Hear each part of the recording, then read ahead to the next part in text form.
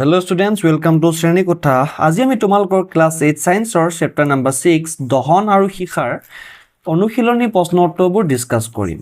আজি আমাৰ প্ৰথম প্ৰশ্নটো হৈছে যে কোৱেশ্চন নম্বৰ 1 দহন সংঘটিত হবৰ বাবে আৱশ্যকীয় চৰ্তবোৰৰ তালিকা প্ৰস্তুত কৰা। উত্তৰত তোমালোকে লিখিবা যে দহন সংঘটিত হবৰ বাবে প্ৰয়োজনীয় চৰ্তবোৰ হ'ল 1 ইন্ধন 2 বায়ু আৰু 3 হৈছে তোমাৰ তাপ। 2 নম্বৰ প্ৰশ্নটো হৈছে খালি ঠাই পূৰ কৰা উত্তৰ ক কাঠ আৰু কয়লাৰ দহনে বায়ুৰ ডেজ ঘটায় উত্তৰত কি লিখিবা তোমালোকে প্ৰদূষণ ঘটায়।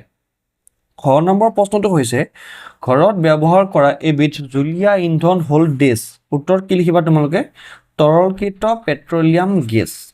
3 নম্বৰ প্ৰশ্নটো হৈছে যে যান বাহনত CNGৰ ব্যৱহাৰে আমাৰ নগৰবোৰত কিদৰে প্ৰদূষণ কমাইছে ব্যাখ্যা কৰা। উত্তৰত তোমালোকে লিখিবা যে ডিজেল আৰু পেট্ৰলৰ দহনৰ ফলত বহু বেছি পৰিমাণে ধোঁৱা আৰু ক্ষতিকাৰক দ্ৰব্য নিৰ্গত হয় যাৰ ফলত বায়ু প্ৰদূষিত হোৱাৰ লগতে মানুহ তথা অন্য জীৱ-জন্তুৰ নানা বেমাৰৰ সৃষ্টি হৈছে।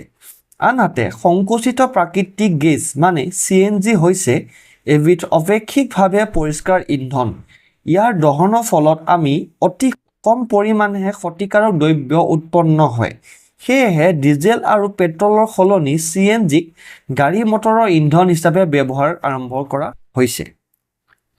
4 নম্বৰ প্ৰশ্নটো হৈছে ইন্ধন হিচাপে LPG আৰু কাঠ তুলনা কৰা। উত্তৰত তোমালোকে লিখিবা যে কি কাঠৰ দহনৰ ফলত বহু পৰিমাণে ধোঁৱা আৰু বহুতো বিপদজনক প্ৰদূষকৰ সৃষ্টি হৈছে যাৰ ফলত বিভিন্ন শ্বাস প্ৰশ্বাসৰ বেমাৰ হয়। আনহাতে LPG হৈছে এবিধ পৰিষ্কাৰ ইন্ধন। ইয়াৰ দহনৰ ফলত ধোঁৱা নিৰ্গত নহয় সেয়েহে ই বায়ু প্ৰদূষক নহয়। তদুপৰি LPGৰ কেলৰিমান কাঠতকৈ বহু বেছি সেয়েহে সুবিধা আৰু সময় ৰাখিৰ ক্ষেত্ৰও LPG কাঠতকৈ উৎকৃষ্ট ইন্ধন। কাৰণ দৰ্শোৱা ক বৈদ্যুতিক আহিলা জ্বৰত জুইক নিয়ন্ত্ৰণ কৰিবলৈ পানী ব্যৱহাৰ কৰা নহয়। উত্তৰ পানী হৈছে বিদ্যুতৰ সুপৰিবাহী। যদিহে বৈদ্যুতিক আহিলা জড়িত জুইত পানী ঢলা হয় তেন্তে অগ্নি নিৰ্বাপকজন বিদ্যুৎ স্পষ্ট হোৱাৰ উপৰিও আহিলাসমূহ বিকল হ'ব পাৰে সেয়েহে এনে জুইত পানী ব্যৱহাৰ কৰা নহয়। 6 নম্বৰ প্ৰশ্নটো হৈছে যে ঘৰুৱা ব্যৱহাৰৰ বাবে কাঠতকৈ LPG অধিক ভাল। উত্তৰত তোমালোকে লিখিবা যে কি কাঠৰ দহনৰ ফলত বহু পৰিমাণে ধোঁৱা আৰু বহুতো বিপদজনক প্ৰদূষকৰ সৃষ্টি হয় যাৰ ফলত বিভিন্ন শ্বাস প্ৰশ্বাসৰ বেমাৰ হয়। আনহাতে LPG হৈছে এবিধ পৰিষ্কাৰ ইন্ধন।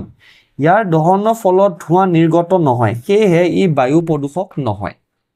তদুপৰি LPG কেলৰিমান কাঠতকৈ বহুত বেছি সেয়েহে সুবিধা আৰু সময় ৰাখিৰ ক্ষেত্ৰও LPG কাঠতকৈ উৎকৃষ্ট ইন্ধন। গটো হৈছে কাগজ এখনত সহজে জুই লাগে আনহাতে এলুমিনিয়াম পাইপত মেৰুওৱা কাগজত সহজে জুই নালাগে। উত্তৰত তোমালোকে লিখিবা যে এলুমিনিয়াম হৈছে তাপৰ সুপৰিবাহী। যেতিয়া এলুমিনিয়াম পাইপত মেৰুওৱা কাগজখনত জুই লগোৱা হয় তেতিয়া সেই তাপ কাগজখনৰ পৰা এলুমিনিয়াম পাইপডাললৈ প্ৰবাহিত হয় যাৰ ফলত কাগজখনে সহজে জ্বলন উষ্ণতা লাভ নকৰে। সেয়েহে সাধাৰণ কাগজ এখনত সহজে জুই লগাই দিলে এলুমিনিয়াম পাইপত মেৰুওৱা কাগজত সহজে নালাগে। 6 নম্বৰ প্ৰশ্নটো হৈছে যে মমবাতি সীসা এটা চিত্ৰ আঁকি চিহ্নিত কৰা। চোৱা আমি এডাল সীসা আঁকিছো মমবাতি সীসা হয়নে এইটো কি হৈছে চোৱাচোন তোমাৰ সম্পূৰ্ণ দহন হোৱা বহিমণ্ডল। এইটো হৈছে নীলা এইটো হৈছে কি তোমাৰ সৰ্বাধিক তপত এই পৰ্চনটো সৰ্বাধিক তপত আৰু এইটো কি হৈছে মধ্যমীয় তপত। এই মাজৰ যিটো পৰ্চন তাক কি কয় মধ্যমীয় তপত আৰু এইখিনি হৈছে তোমাৰ কি আংশিকভাৱে দহন হোৱা মধ্যমণ্ডল আৰু লগতে হালধীয়া হয়। ঠিক আছে ছবিটো ভালকৈ চাই লওঁ তোমালোকে এনেকৈ আঁকি দিবা। তাৰপিছত চোৱা যে 7 নম্বৰ প্ৰশ্নটো হৈছে ইন্ধনৰ কেলৰিমান প্ৰকাশ কৰা এককটোৰ নাম লিখা। উত্তৰটো হৈছে কিলোজুল প্ৰতি কেজি বা।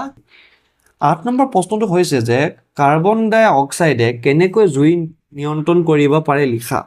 উত্তৰ বৈদ্যুতিক আহিলা আৰু পেট্ৰলৰ নিচিনা প্ৰজ্বলক দ্ৰব্যত লগা জুইৰ বাবে কাৰ্বন ডাই অক্সাইড মানে CO2 হৈছে উত্তম নিৰ্বাপক। কাৰ্বন ডাই অক্সাইড অক্সিজেনতকৈ গধুৰ হোৱাৰ বাবে ই জুই কৰা কম্বলৰ দৰে ঢাকি ধৰে। এনে হোৱাৰ ফলত ইন্ধন আৰু অক্সিজেনৰ মাজত সংস্পৰ্শ বিভিন্ন হয় আৰু ফলত ইন্ধনৰ উষ্ণতা কমি আহে আৰু জুইকুৰা নিয়ন্ত্ৰিত হয় 9 নম্বৰ প্ৰশ্নটো হৈছে যে কেঁচা পাতৰ দম এটা পুৰিবলৈ টান কিন্তু শুকান পাতত সহজে জুই লাগে ব্যাখ্যা কৰা উত্তৰত তোমালোকে লিখিবা যে কি কেঁচা পাতত শুকান পাতৰ তুলনাত জলীয় বাষ্পৰ পৰিমাণ বেছি হয় সেয়েহে ইয়াৰ জ্বলন উষ্ণতাও শুকান পাততকৈ বেছি সেয়েহে কেঁচা পাতৰ দম এটা পুৰিবলৈ টান কিন্তু শুকান পাতত সহজে জুই লাগে 10 নম্বৰ প্ৰশ্নটো হৈছে যে সোণ আৰু ৰূপ গলাবলৈ সোণাৰী এজনে সীসাৰ কোনটো মণ্ডল ব্যৱহাৰ কৰে ব্যাখ্যা কৰা উত্তৰ সোণ আৰু ৰূপ গলাবলৈ সোণাৰী এজনে সীসাৰ দীপ্তিহীন মণ্ডলটো ব্যৱহাৰ কৰে তেওঁলোকে এডাল সোণলিৰে সীসাৰ বাহিৰতম দীপ্তিহীন মণ্ডলটো ফুৱাই দিয়ে কাৰণ এই মণ্ডলটোৰ উষ্ণতা সীসাৰ আন অংশৰ তুলনাতকৈ অধিক হয় আৰু সোণ ৰূপ গলাবলৈ সহজ হয়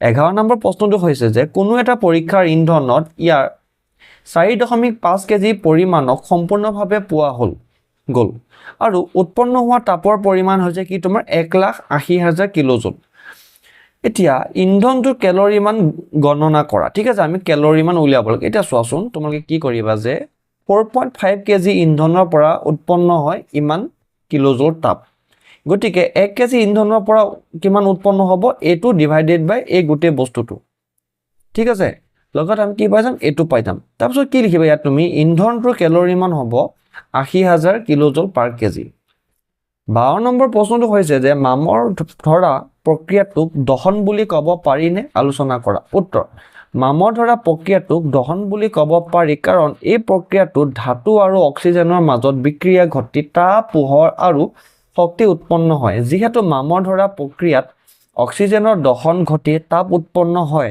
সেয়েহে ইয়াক এটা কি দহন প্ৰক্ৰিয়া বুলি ক'ব পাৰি 11 নম্বৰ প্ৰশ্নটো হৈছে যে আবিদা আৰু ৰমেশে এটা পৰীক্ষা কৰি আছে য'ত বিকাৰত পানী তপাব লাগে আবিদাই মমবাতি সীসাৰ হালধীয়া অংশৰ ওচৰত বিকাৰটো ৰাখিলে ৰমেশে সীসাৰটোৰ বাহিৰতম অংশত বিকাৰটো ৰাখিলে আৰু কাৰ পানীখিনি সোনকালে তপত হ'ব তোমালোকক সুধিছে এতিয়া উত্তৰ লিখিবা যে ৰমেশৰ পানীখিনি সোনকালে তপত হ'ব কাৰণ সীসা এটাৰ বাহিৰতম তথা দীপ্তিহীন মণ্ডলটোৰ আন অংশৰ তুলনাত উষ্ণতা অধিক সেয়েহে বাহিৰতম অংশৰ ওচৰত থকাখিনি সোনকালে গৰম হ'ব তো ষ্টুডেণ্টছ আজিলৈ ইমানেই আমি নেক্সট ক্লাছত ইয়াৰ পিছৰ পাৰ্টটো ডিছকাছ কৰিম থেংক ইউ